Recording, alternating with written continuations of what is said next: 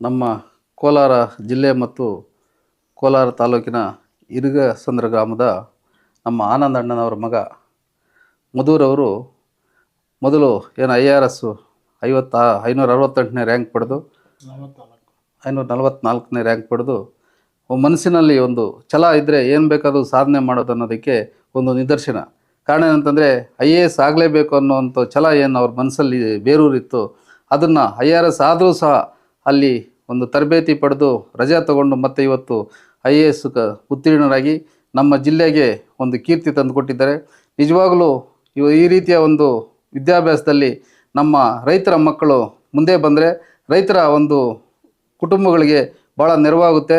ರೈತರ ಕಷ್ಟ ಸುಖ ಅವರಿಗೆ ಅರಿವಾಗಿರುತ್ತೆ. ಯಾವ ರೀತಿ ಆಡಳಿತದಲ್ಲಿ ರೈತ ಪರವಾಗಿರ್ತಕ್ಕಂಥ ನಿಲುವುಗಳನ್ನ ತಗೋಬೇಕು ಅನ್ನೋದ್ರ ಬಗ್ಗೆ ಭಾಳ ಒಂದು ಮುಖ್ಯ ಪಾತ್ರ ವಹಿರ್ತಕ್ಕಂಥ ಏನು IAS ಅಧಿಕಾರಿಗಳಾಗಿರ್ತಾರೆ ಅವರೇ ಮುಖ್ಯ ಪಾತ್ರವನ್ನು ವಹಿಸ್ತಾ ಇರ್ತಾರೆ. ಆದ್ದರಿಂದ ಇಂಥ ಒಂದು ಇದರಲ್ಲಿ ಎಲ್ಲ ಮಕ್ಕಳಲ್ಲಿ ನಾವು ಮನವಿ ಮಾಡ್ತಕ್ಕಂಥದ್ದೊಂದೇ, ಪೋಷಕರು ಏನು ತಮ್ಮ ಮೇಲೆ ಒಂದು ಭರವಸೆ ಇಟ್ಟು ನಿಮ್ಮನ್ನ ವಿದ್ಯಾಭ್ಯಾಸಕ್ಕೆ ಕಳಿಸ್ತಾರೆ. ಇವತ್ತು ವ್ಯವಸಾಯ ಯಾವ ರೀತಿ ಇದೆ ಅಂತಕ್ಕಂಥ ತಮ್ಮೆಲ್ಲರಿಗೂ ಗೊತ್ತಾಗ್ತಾ ಇದೆ. ಇವತ್ತು ವ್ಯವ ಪ್ಲಸ್ ವ್ಯವಸಾಯ ಅಂತಾಗಿದೆ. ಏನೇ ಮಾಡಿದ್ರು ರೈತರು ವ್ಯವಸಾಯದಲ್ಲಿ ಮುಂದೆ ಬರೋಕ್ಕಾಗ್ತಾ ಇಲ್ಲ. ಅದರಿಂದ ವಿದ್ಯಾಭ್ಯಾಸ ಒಂದೇ ಇದು ಒಂದು ಮಾರ್ಗದರ್ಶನ.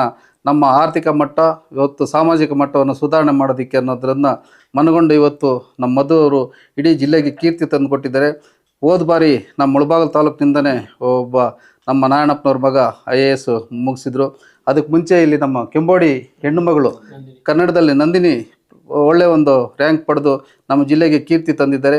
ಅದೇ ರೀತಿ ಎಲ್ಲ ಮಕ್ಕಳು ಇವರ ಒಂದು ಹಾದಿನಲ್ಲಿ ಸಾಗಬೇಕು ಅಂತ ಹೇಳ್ಬಿಟ್ಟು ಬಯಸ್ತಾ ಇವತ್ತು ಬಂದು ಅವರಿಗೆ ನಮ್ಮ ಸ್ನೇಹಿತರ ತಂಡ ನಾವೆಲ್ಲ ನಮ್ಮ ಜಗದೀಶು ನಾವೆಲ್ಲರೂ ತಂಡ ಎಲ್ಲ ಬಂದು ಅವರಿಗೆ ಒಂದು ಅಭಿನಂದನೆ ಸಲ್ಲಿಸಿದ್ವಿ.